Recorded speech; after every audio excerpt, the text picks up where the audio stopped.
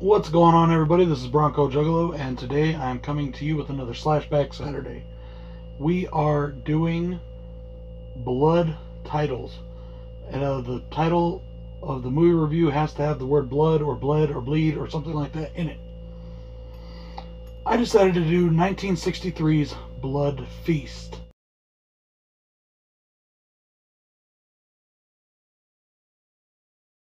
Considered to be the first gore film and one of the granddaddy of slashers, this is also a video nasty. Its budget was $24,500. It didn't get a sequel until 2002, but it was done by the original director, and it got remade in 2017. Now, this was directed by Gordon Lewis, and it stars as our slasher Mal Arnold, who plays Mr. Ramses. Fod Ramses. It starred Connie Mason as Miss Fremont, our socialite who hires Mr. Ramses. Our story is that an Egyptian caterer, Fod Ramses, goes around murdering young women to revive the goddess Ishtar, and he is preparing for the dreadful blood feast, a 5,000-year-old ritual in a cult of Ishtar, which is an ancient Egyptian cult who Ishtar, ironically known as the goddess of love, demands blood sacrifice. And the people, to bring her back completely, have to eat of the bodies of the slain victims. Mr. Ramses decides to use a dinner party he has been hired to cater by Miss Fremont to set up this blood feast and to bring back the coming of Ishtar. Now, as I said, this is recognized as the first gore film.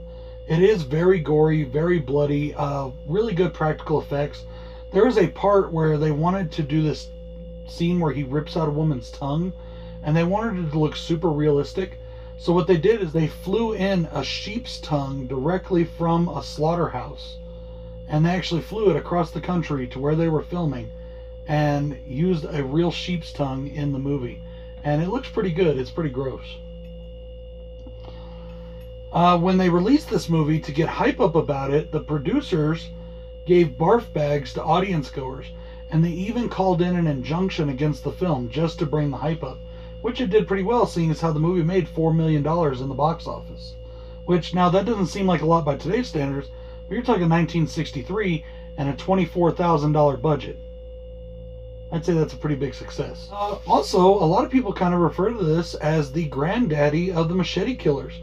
Before there was Jason, there was Fod Ramses, who uses a machete predominantly in this film. Now, my only con for this movie, and this movie does have quite a few negative reviews from quote-unquote critics, but those critics are people that at the time really didn't like these kind of films, and even the critics that watch it now say, oh, it's cheesy, the effects aren't good. They're comparing it to today's standards, which makes no sense at all. You have to compare it to the standards of the day. In 1963, all of this was amazing, and it still looks really good in my opinion. The only con is that they introduce us to our killer way too early. We know it's Fod Ramses right away. That's the only con I have in this movie. And I guess I can see why they did it when the story goes on, but I like a little mystery. What can I say? With my pros, I love the opening title card, and I love the opening of the film. The opening of the film starts with a murder, and I love it. And then I really like the opening title card. It's a picture of the Sphinx, which at first I was like, okay, why are they showing a picture of the Sphinx? But then as I watched it and I saw the story unfold, and I understood. But it has the words blood feast on it, spelled out in blood, and then blood is dripping down onto it, and it just covers the whole thing. And it looks really good, and I really thought it was cool. And then in the outro, they did the same thing. They did the end in blood, and it was really cool, and I really liked that. My next big pro is the gore. Like I said, I think the gore effects were great, all practical effects. Of course, 1963, I don't even know if they had any CGI at all back then. I don't think they did.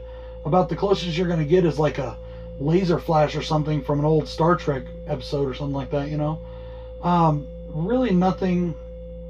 There was no CGI, really. And I loved the gore effects. I thought they were really done well.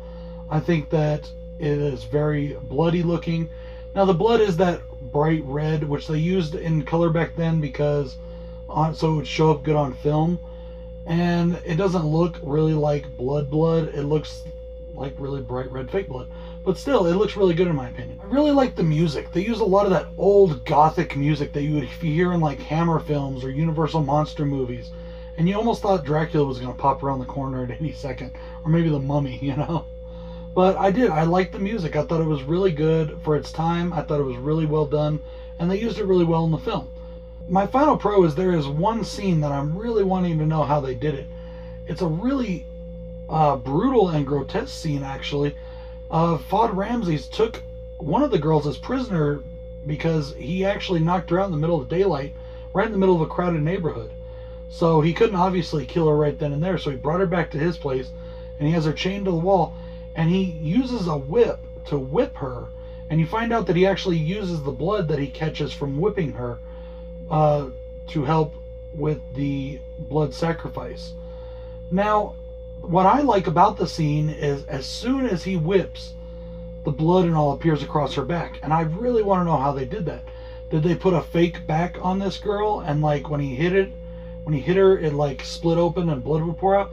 I don't know how they did it, but I really liked it. It was a really cool effect, and I really wanted to know how they did it.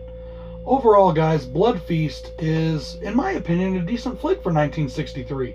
It's only about an hour and 10 minutes long. It's on Shudder. If you've never seen it, check it out. Like I said, they consider it the very first gore film, so check it out. See what you think, you know?